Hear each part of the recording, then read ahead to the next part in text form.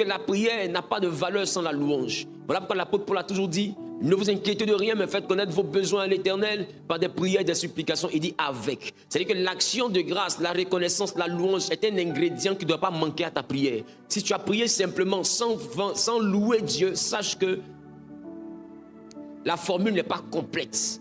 Parce qu'à chaque fois qu'il a parlé de prière, il a toujours dit avec action de grâce.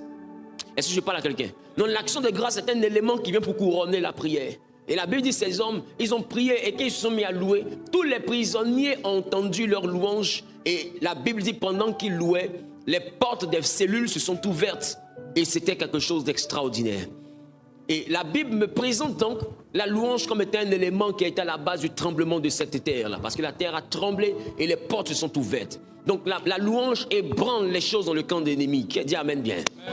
Donc lorsque tu es un homme, une femme de louange, et que tu n'es pas superficiel, tu es dans la dimension eucharistia, c'est-à-dire que tu connais la profondeur de la louange. Parce que tu peux retrouver charis, qu'on appelle aussi la grâce. Tu peux voir la grâce que Dieu te fait dans les nombreux problèmes qui t'assaillent. Tu arrives à voir la main fidèle de Dieu dans ta vie et que tu te mets à louer. Tu es en train d'ébranler le camp de l'adversaire. Donc ce n'est pas seulement une affaire de mettre le feu, le feu, le feu, le feu, le feu. La louange même est plus que le feu. Quelqu'un qui loue, regardez l'apôtre Paul, il a loué Dieu jusqu'à ce que les prisons s'ouvrent.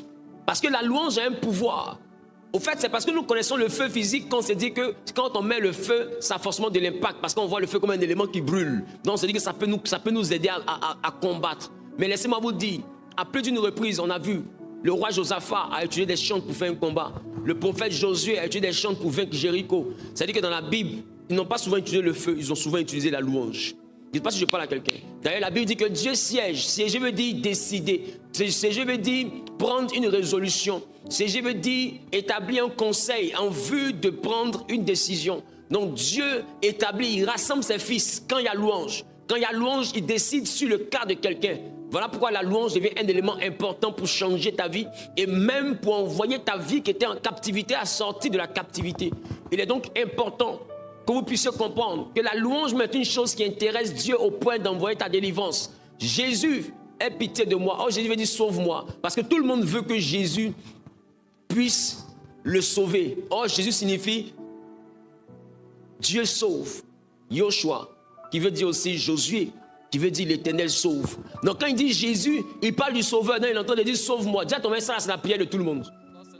Sauve-moi, c'est la prière de tout le monde. Vrai ou faux? Tout le monde prie pour dire sauve-moi. Donc quand il dit Jésus, il est en train de parler de quoi? Sauve-moi, aide-moi. Et il continue, il dit aie pitié de moi. Et la Bible dit Jésus ne s'arrêtait pas. Pas que Jésus n'entendait pas, mais Jésus ne s'arrêtait pas.